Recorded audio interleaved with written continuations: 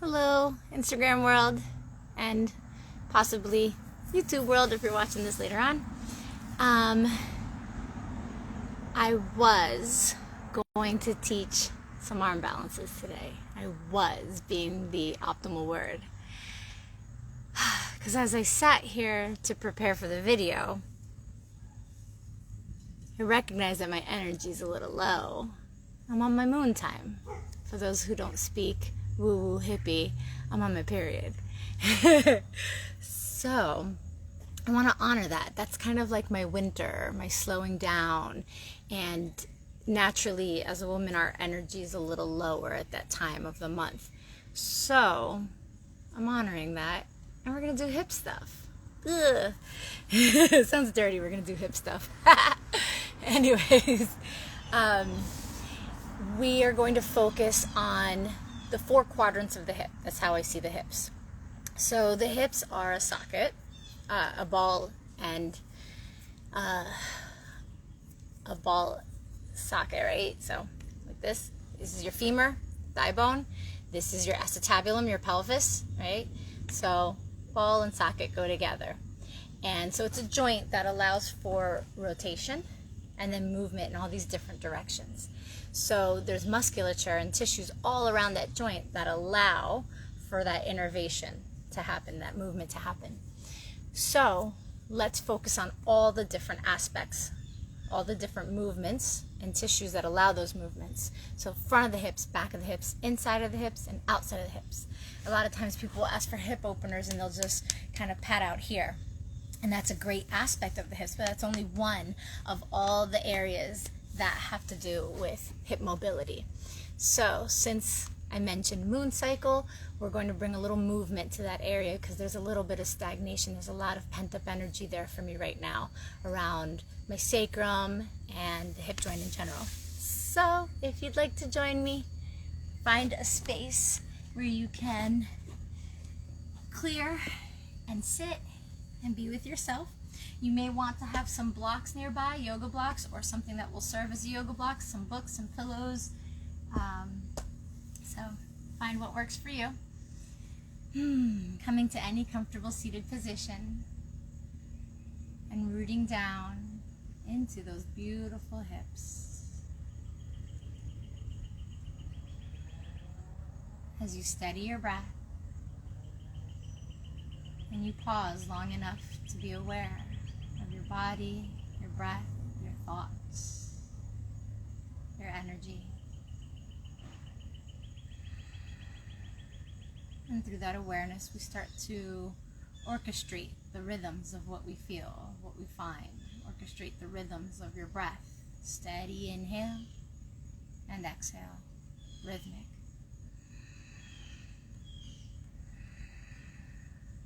As we move through these postures, we'll start to orchestrate a little movement through our blood flow, our lymphatic fluid flow, our muscles, our tissues, our bones, and perhaps even our energetic body.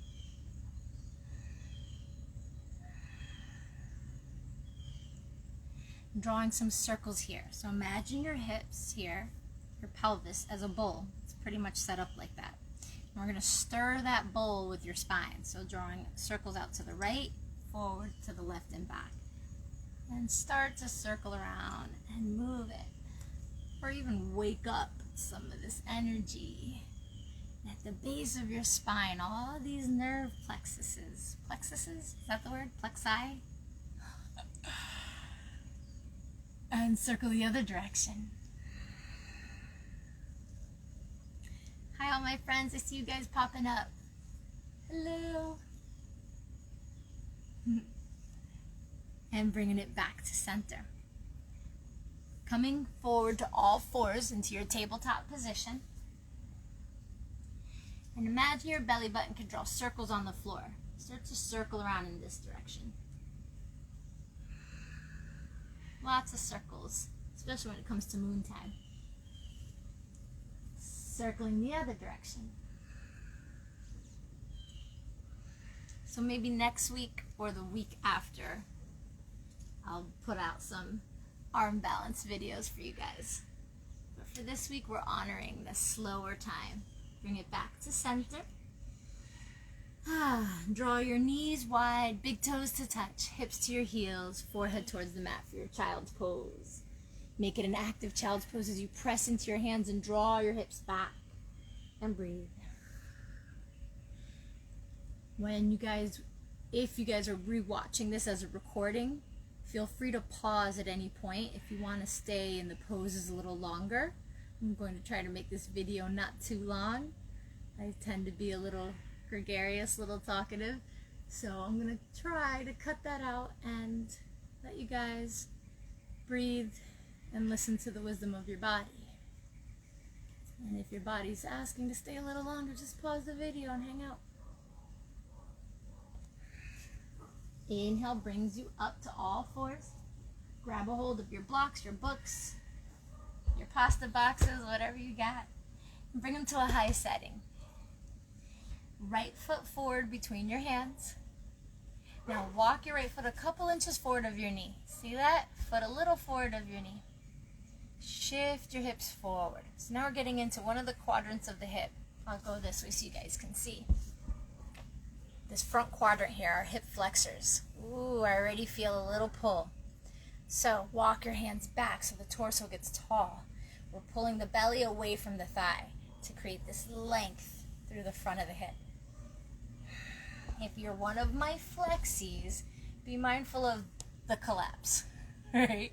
We do want to stretch, but we also want to maintain stability in our joints, in our tendons, our ligaments.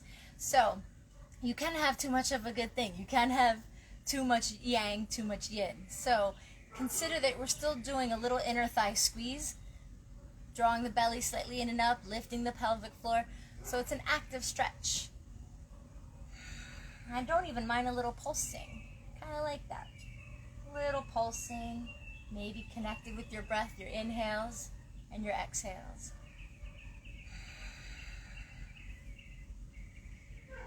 Taking your right hand to your block, reach your left arm up and over. Incorporate a little side bend, but still, oh, so deep into that hip flexor. Bring it back, hands to your blocks, pull your hips back. So we'll start to straighten out the right leg to whatever extent feels right for you. Now, curl your right toes up towards your knee. The back of your right leg, or the back of your leg in general, is all kind of interconnected. So think of it as one long line of connective tissue, or like cling wrap. And the bottom of your foot is part of that line. So if you have your toes curled up, you'll get a little bit more traction or pull along the back line. Especially where we're focusing on now is the back of these hamstrings here. So the back of your thigh is your hamstrings, and they attach all the way up here at this little pokey bone in your tush. That's your sits bones, your ischial tuberosity. Now you can stay here with your hands on your blocks. Maybe this is enough. Perhaps you want to bring those blocks a little lower. Or if you're on the flexier side, you can have hands to the floor or blocks out in front of you and press yourself a little bit further back. I encourage you not to collapse into that back knee and dump. Perhaps you stay up high, keeping your hips squared over your back knee. And you squeeze the inner thighs together, curl the toes up, and stay active as you lengthen out the back line of the hips. So think of this back line here, up through your glutes and down through the hamstrings.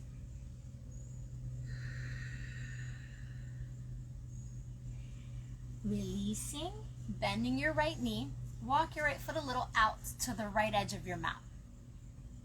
Perhaps you even turn your toes out so there's about a 45-degree angle on your foot. Your knees pointing in the same direction as your toes. You can have your hands on your blocks as you send your left leg a little further back. Ooh, a little bit more depth into those left hip flexors. And even incorporating a little rotation in the right hip.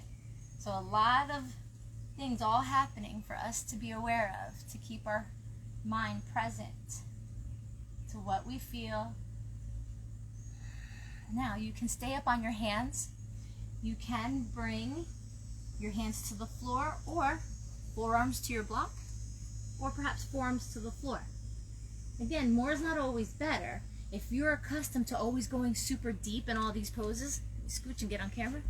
If you're accustomed to always going down into the deepest level, maybe you come up a little bit higher and you explore what 80% of the pose feels like as opposed to going to 100, because there's information at every step of the journey.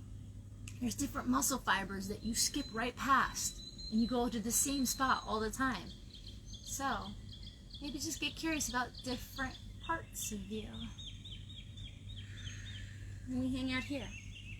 I think the yogis call this lizard pose.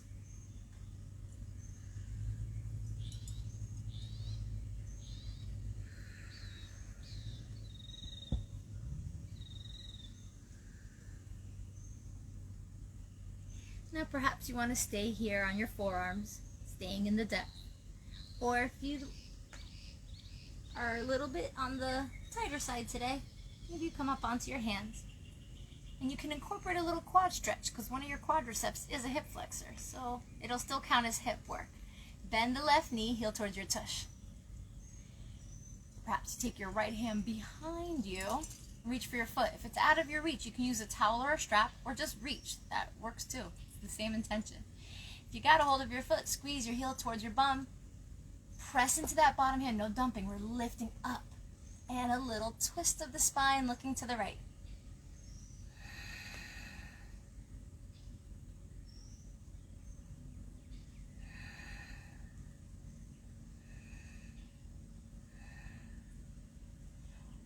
Try not to slingshot when you release. That's the trick. Release your foot with poise as you bring your hands back down to the floor, left leg back to the floor, and bring your right foot back to center of your hands. Grab a hold of your blocks again. Bring them to the high setting. Blocks to frame your foot. This time tuck your back toes under, lift your back knee so we're in a low lunge position. Floss this out a little bit. So some of this stagnant energy that we're moving, we're going to flush it out. Inhale, your hips come forward. Maybe you come onto your fingertips as you lift the heart.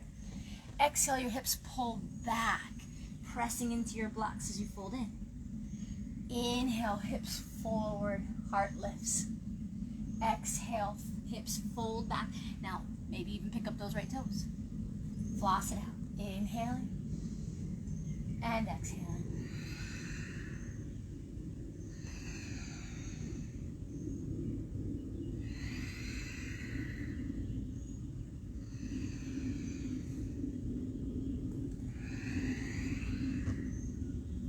And now releasing both knees down to the floor. Shake it out. Left foot forward between your hands.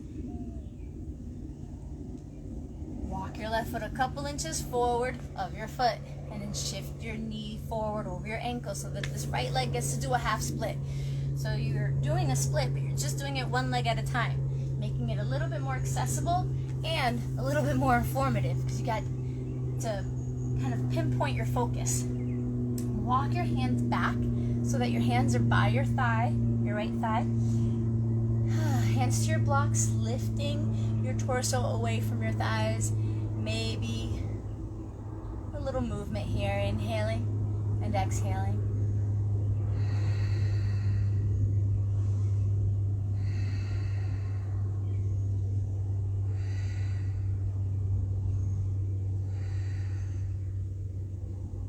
Left hand to your block, right arm reaches up and over.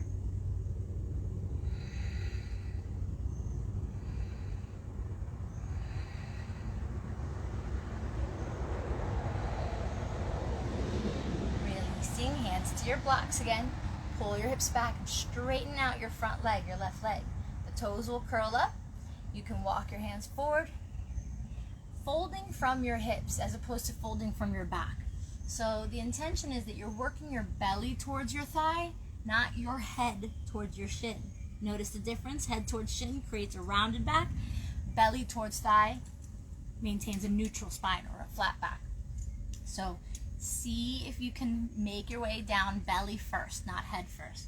You can bring your blocks to a lower setting. You can bring your hands to the floor if they reach without compromising the pose, without compromising your back. You can even bring those blocks out in front of you and kind of push back, squeeze the inner thighs, and explore your depth.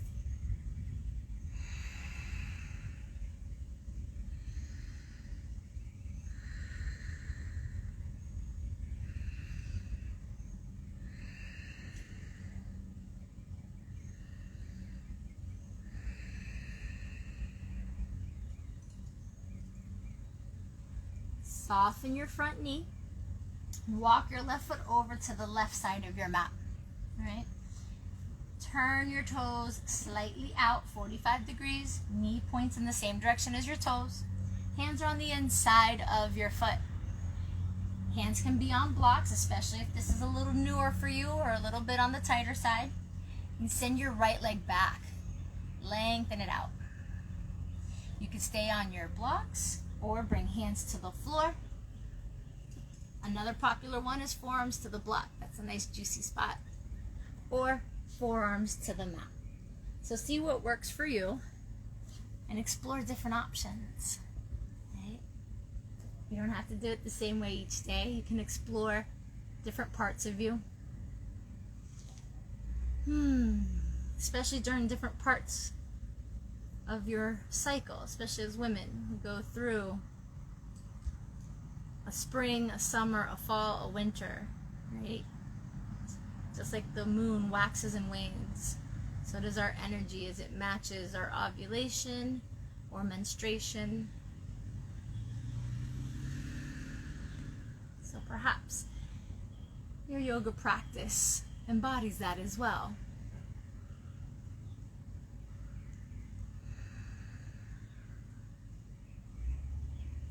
Doing the poses a little differently based on where you are. Where is your moon? Is it a full moon? Is it a dark moon?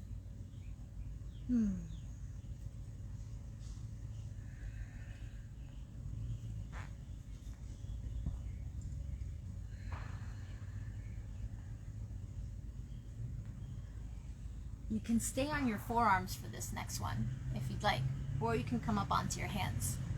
Hands can be on floor or blocks, whatever works for you. Bend your right knee. Get a little bit of quad stretch. Perhaps you add the twist. Left hand behind you to reach for your foot. Maybe you grab the foot, towel or strap, all works. Reach your left heel towards your bum as you twist to the left. Notice any collapsing here, right? My flexies, press into your bottom hand and keep lifting your heart, drawing your belly in, still active as you stretch.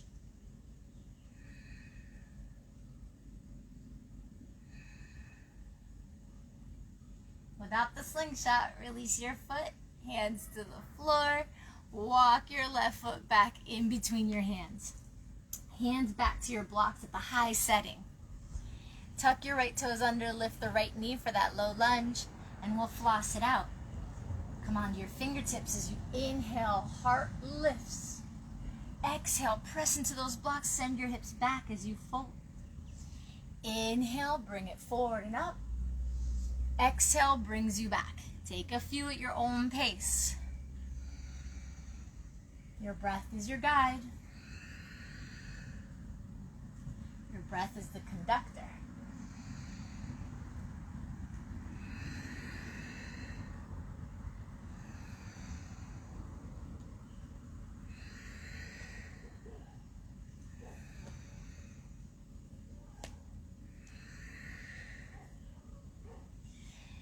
And now releasing your right knee to the floor, your left knee to the floor, and shake it out.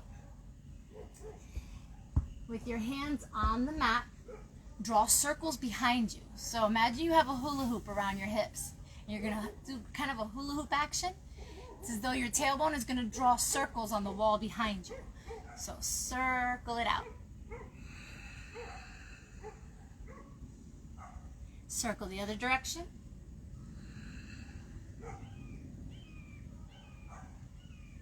All right, back to center, a little shake.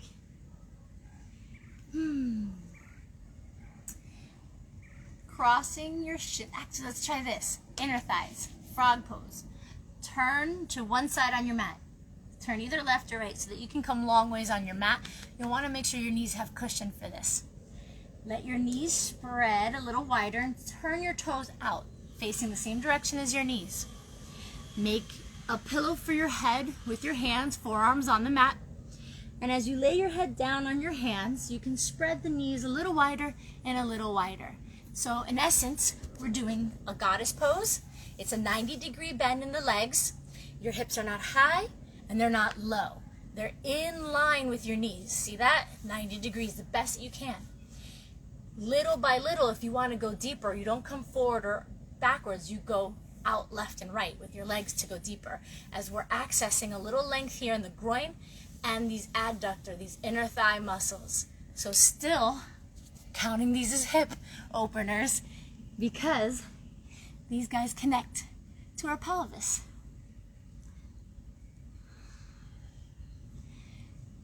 So knees as wide as you would like, and there's not much to do except allow. This is a great pose for allowing gravity to do the work for you. As you drop in.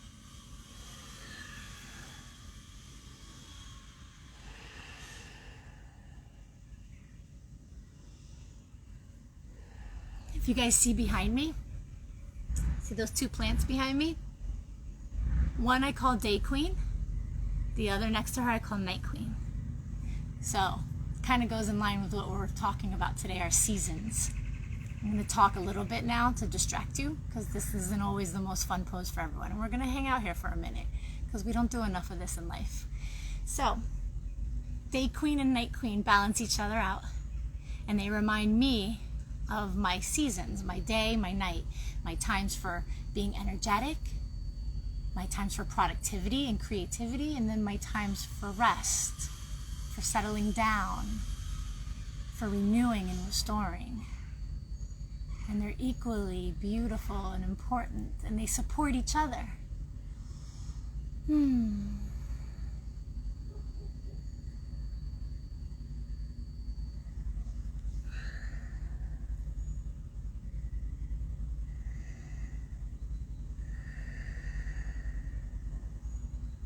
Coming back up onto your hands. Again, this is a great time to pause the video if you're watching the recording and stay in that pose a little longer because it's a juicy one. Draw your knees closer together, swing your hips over to one side and allow your legs to come out in front of you. Shake it out. Woo! Let all that flow through you. Hands behind you. Take your right ankle over your left knee, like you're making the number 4 with your legs, and then bend the left knee, walk yourself in, walk in, walk in. So it's pretty much what they call pigeon pose in yoga, but it's an upright pigeon so that there isn't any pressure on the hip or knee. Sometimes people have a little bit of trickiness with that pigeon pose, so we'll do this variation to make it more accessible to everybody. Curl your toes, keep it active, and even draw your right knee forward a little bit away from you. As you continue to lift the chest, you can make this pose doable for you, whatever level of intensity. You can soften it or deepen it depending on how close your torso is to your shin.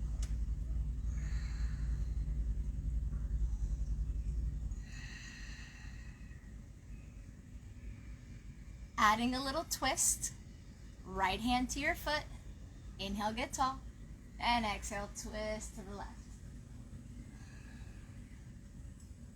You can deepen your twist if you like, drawing your arm, your elbow, your upper arm to the arch of your foot.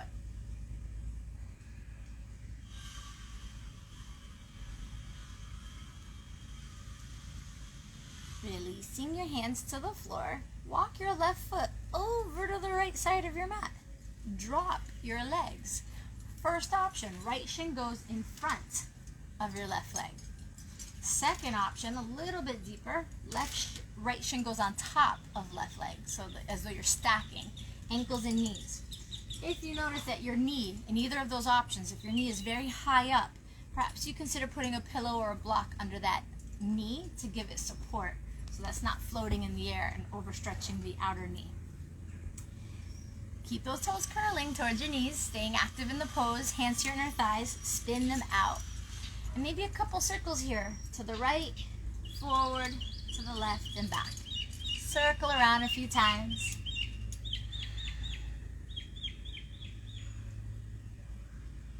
Eventually folding forward. That fold can be as subtle as that or as deep as that. Depends on what your body's asking for. And we're learning to listen to the whispers before they become screams, right? Before they become inflammation. So listen when your body is gently nudging you, telling you like, oh, this is enough, this is good.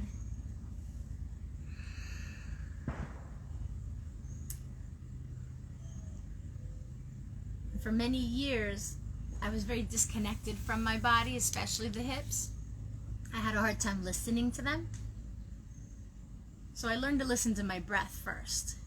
And if my breath started to get very shallow or choppy, erratic, then I knew that it was time for me to find a different modification, a different way of easing into that pose or a different angle, right? And then little by little, I started to turn on my listening, my awareness. I started hearing and feeling and sensing subtlety.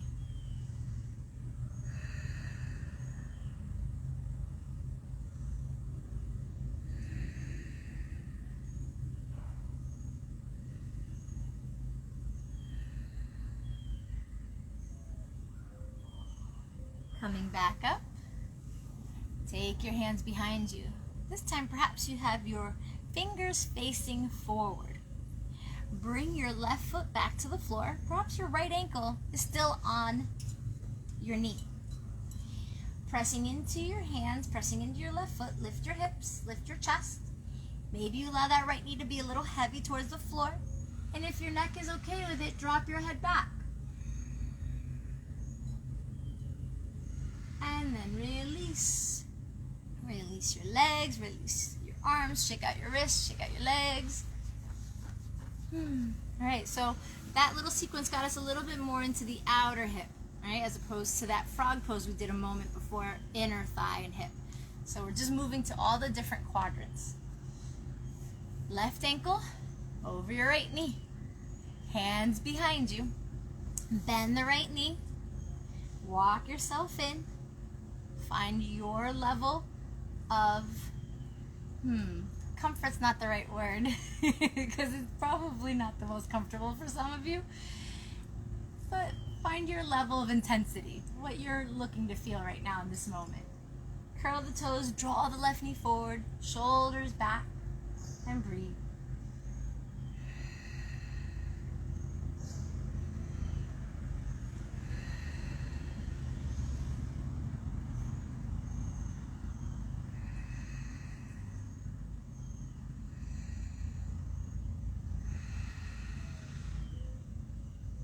These outer hip muscles, okay? You have your glutes, but underneath your glutes, you've got these smaller rotator muscles that kind of fan out under your glutes. And in between those muscles, you've got a big nerve called your sciatic nerve. Most of you are familiar with it, especially if you've ever pinched it or have had issues with it, you know it. Right hand stays behind you, left hand to your foot, twist to the right. Inhale, get tall. Exhale to deepen your twist. If you're looking to go a little deeper, you can bring your elbow, your upper arm to the arch of your foot and twist looking over your right shoulder. So perhaps by stretching these muscles, we're helping to elongate that area of the outer thigh, outer hip, and decompress any pressure that may be around the sciatic nerve. I will say this, if you are currently in the throes of sciatica, if you're currently feeling like you have any sciatic pain right now, you don't go too deep into these poses because you don't want to press onto it and inflame it further. So these are more preventative so that you can create space for that nerve to exist in the future without any pressure. Releasing. Walk your right foot over to the left side of your mat. Drop your shins. First option, left shin goes in front. Second option, a little deeper, left shin goes on top, stacking ankles and knees like fire logs. There's something big over there in the bushes. I don't know what it is, but maybe it'll come visit us while we're on camera. Never know what's going to happen outdoors. If your left knee is high up, use your block, your pillows, whatever you got to support that knee. This isn't so much about stretching the knee. This is more about opening up the hips, right? We don't really do a lot of knee stretching for a reason. They're stability, they're not for flexibility. Hands to your inner thighs, rotate them outwards, and then little spins to the left, forward and right. This is kind of like a little spin around to observe. Testing out, what do you feel and where do you feel it? And based on what you're feeling and where you feel it, maybe you pause and you fold in, but maybe a little to the left or a little to the right, wherever the information is. Right? The poses are not really the yoga. Right? They're tools that help you achieve yoga, help you achieve union with your body, union with your breath, union with your awareness. They unite you to an awareness of what's going on in different parts of you. So the pose is a tool. Doesn't matter how soft you are, how deep you are in the pose, doesn't matter. What matters is that you use this tool to your benefit rather than force your body into an unnatural pose that's hurting you. It's no longer yoga.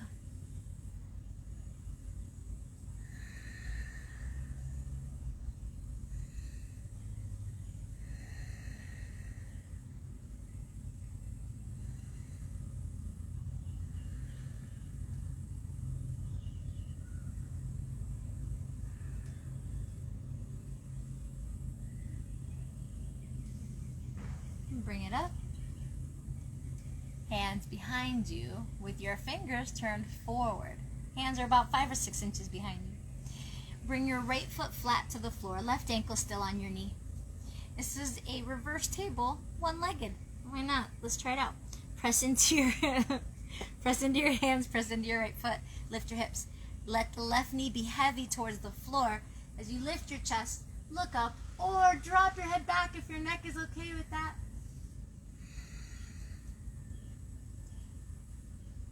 And release. Release your legs, release your hands, shake it out.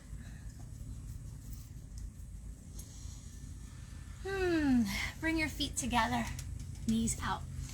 Start with your heels in nice and close. Shimmy a little side to side. Find your sit bones, the bottoms of your pelvis, that's where your sit bones are, and ground them down into the mat.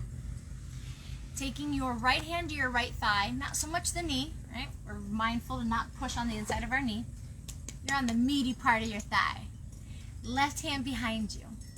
Press your thigh away, not so much down, but away, outward, as you twist to the left.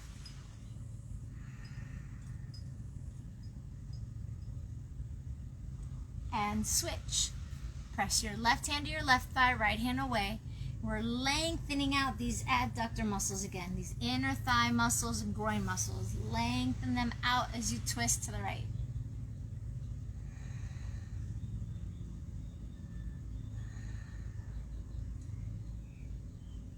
Bring it back to center. Peace fingers, pointer and middle finger. Grab your big toes. Pointer and middle on the inside of your toe, thumb on the outside. Lean back onto those sit bones. Draw your belly in. Be mindful to not lean back into your lower back. See that? That's dumping into my low back. It's going to make my back cranky later. So I'm not going to do it. I'm going to pull my belly in and I'm going to lift my chest. Proud peacock chest. Lift it up. Lean back onto your sit bones. And maybe you start to pick up your feet. Maybe this is enough for you. You kind of hover and hold here. And you get those little hovers and shakes. Good. Write it out. Use your breath. If you're looking to go a little deeper, you start to extend the legs out. Push through the balls of your feet. Lengthen, lengthen, lengthen the legs. Shoulders down your back. Breathe.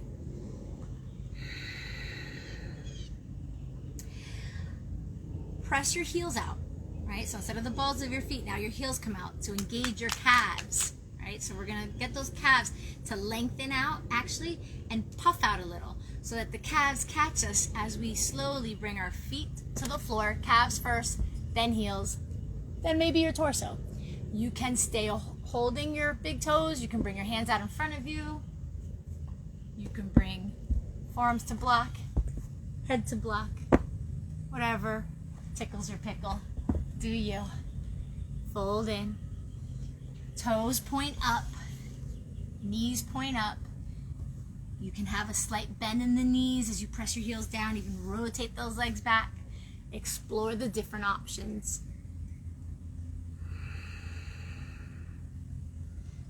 These poses are not stagnant. They're not done one way. Just like our bodies are not stagnant, they don't stay one way.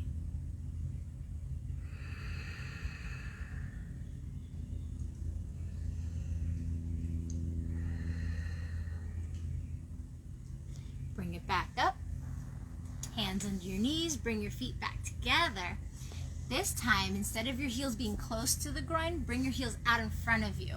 So it's a wider diamond shape stance you're taking. As you fold forward, you can grab your shins of your feet. Maybe open the big toes apart like you're opening up a book. If you're taking this a little deeper, hands go under your shins to grab your feet as you curl into Karmasana, turtle pose. Right? Folding in. Head towards your feet.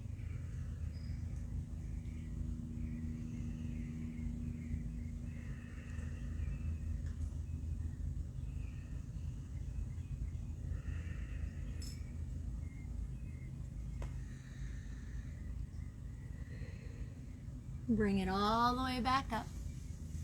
Hands to your knees, bring them together. Hands behind you. Fingers facing back. Bring your feet wider than your mat. So your feet are really nice and wide for this one. As we windshield wipe our knees from side to side. Now notice my hips. My tushy is staying grounded on the mat. I'm not lifting my butt, right? That kind of defeats the point. Keep your hips rooted and rotate your thigh bone, your femur, within its socket. You'll feel more this way. You might not thank me in the moment, and that's okay. Sometimes I'm willing to be the bad guy to help you. Good cop, bad cop. I'm willing to be that guy. That helps you to feel. Even if it's helping you to feel your pain, that's okay, that's good too. Take your knees all the way to the left. See that your right leg is a 90-degree angle. See? My knee and my hip are in a straight line with each other. If you want more, you take your left foot, drape it over your right thigh. Give it a little gravity. But my right hip stays rooted down into the floor. Right foot is still active. The toes are curling up towards the knee, keeping the shin active and the knee protected. Release. Just sketch it out. Windshield wipe a couple times. And then back to the other side. Knees to the right. You can hang out here, right? This might be enough. Or take your right foot, drape it over your left thigh. Make sure your left knee is in a direct line with your left hip. So it's a nice 90-degree angle here. Left foot is active.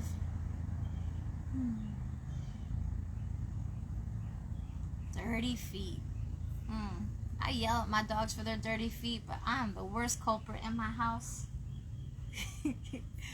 I consider my dirty feet a love letter to the earth. So, you know, it's dirty feet or wear shoes. So, I made my choice. Release. Windshield wipe it out. Thank God I laugh at my own jokes. It's kind of weird talking to myself, but it's not that weird because I do it all the time. Just shake it out. Come onto your backs. Mindfully coming onto your back. Make sure you stay in camera. Keep one of your yoga blocks nearby. Front of the hips again. Open up the hip flexors. Pressing into your hands and feet. Feet are hip width apart, close to your tush, kind of just within your fingers grasp here. And as you push into your hands and feet, lift your hips. Think of squeezing your inner thighs towards each other so you keep this midline.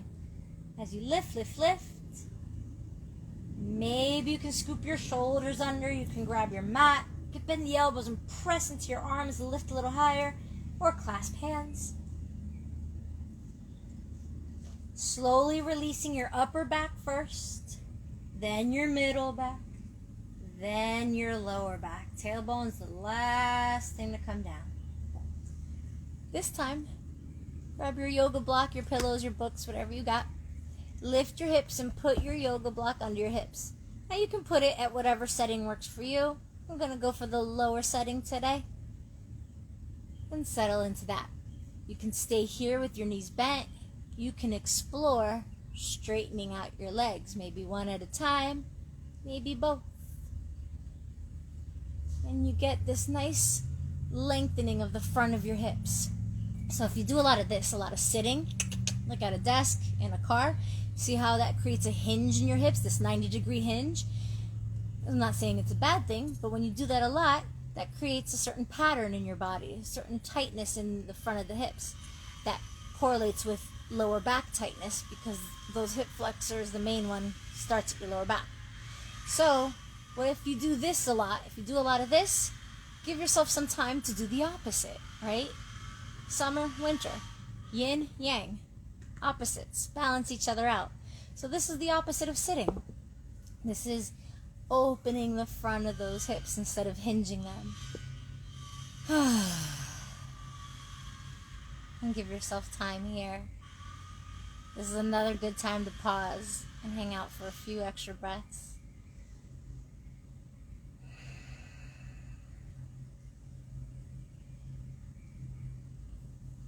As you check in with your internal environment, with your hips, your womb space, your sacral chakra.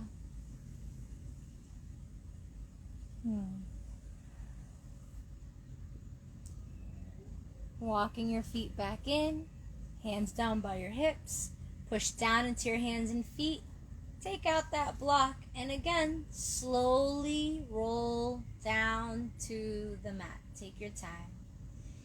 Let your feet come about as wide as your mat as your knees knock together. Your tailbone is pulling down towards your feet, so your spine is long, your lower back is flat to the mat. As you breathe,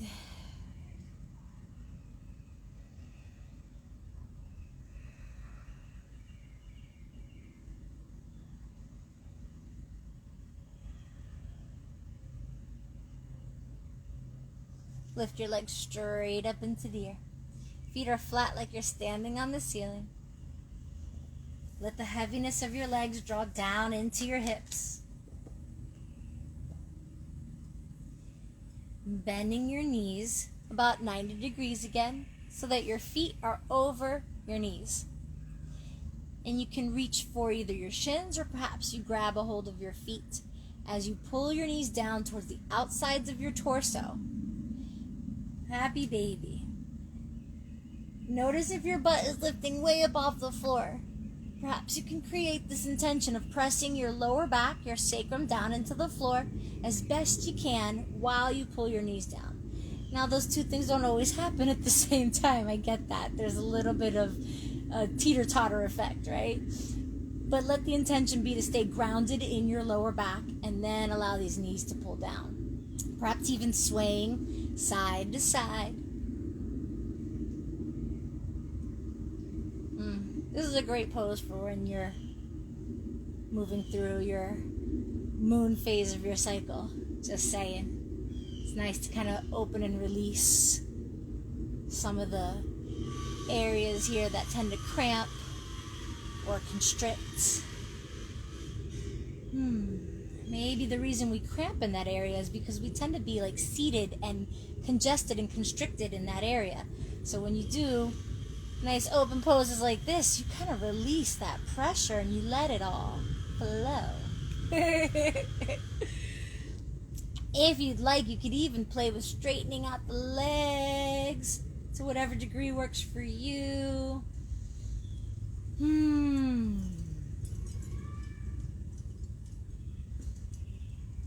Hug your knees into your chest, give them a little squeeze.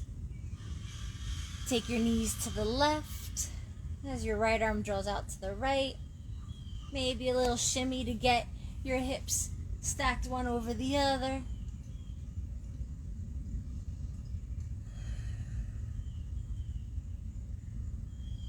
Back to center. Knees over to the right, stacking your hips. And reaching your left arm over to the left, twist and look to the left.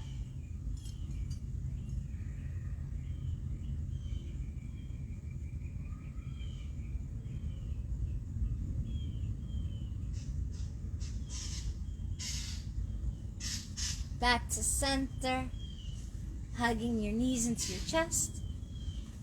Bring your feet together, knees out, feet to the floor. You can have your hands on your thighs to give a little extra gravity, opening up those inner thighs again. Perhaps you want to bring your hands to your womb. You're just kind of helping to create a little bit of a healing energy towards your reproductive organs, your sacral chakra, or whatever intuitively feels right for you. Maybe hands down by your sides with the palms up, letting the shoulders roll back, creating an open heart. Where's your energy being drawn to? Trust that. Trust that instinctual impulse. Develop a connection to it. It's not so much words, it's more feelings than words.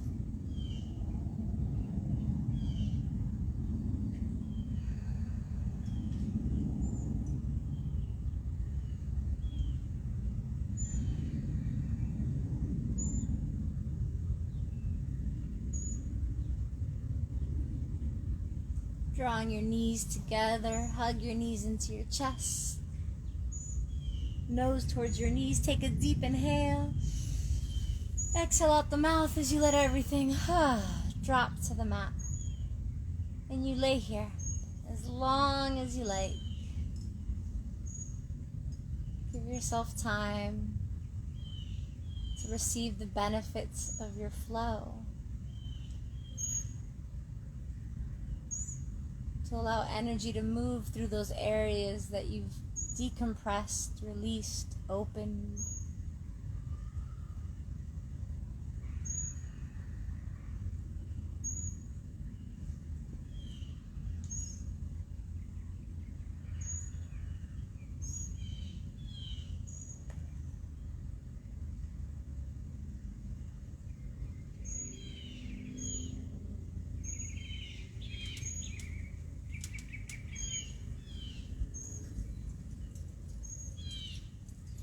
Thinking of these 4 quadrants of your hips.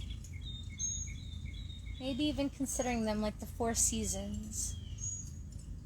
The natural balance of the earth. She knows in order to have the strong productivity of summer, we also need the deep rest, the slumber of winter. And she doesn't go directly to summer and directly to winter. She has this intelligence that eases her through the spring into the summer, eases her down through the fall into the winter. And maybe there's something to that within our own bodies, within our own cycles, even just within your own day. Morning, noon, evening, night. Spring, summer, fall, winter. Honoring the ebbs and flows of nature and within you. Circadian rhythms are happening around you and within you. Recognize your rhythms. Perhaps you work with them.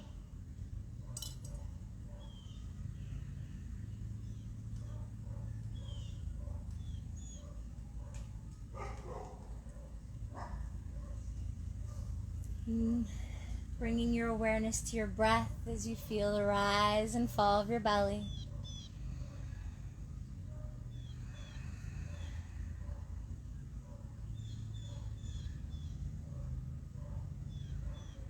Bringing awareness to your body as you wiggle your fingers and your toes.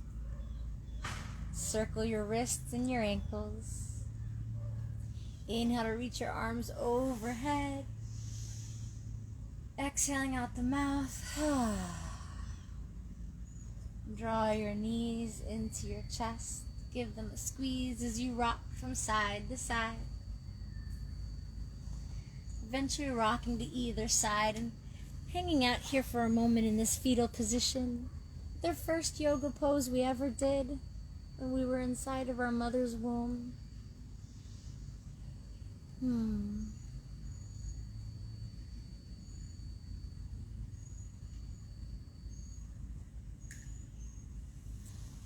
Bringing yourself up to any comfortable seated position.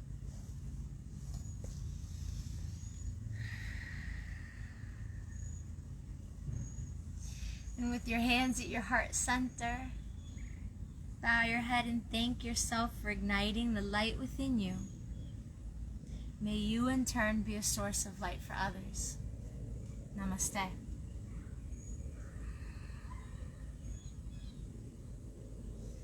Thank you guys. I love you all. Oh, great. You're going to do this class after church. Good.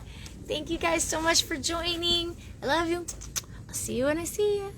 Bye.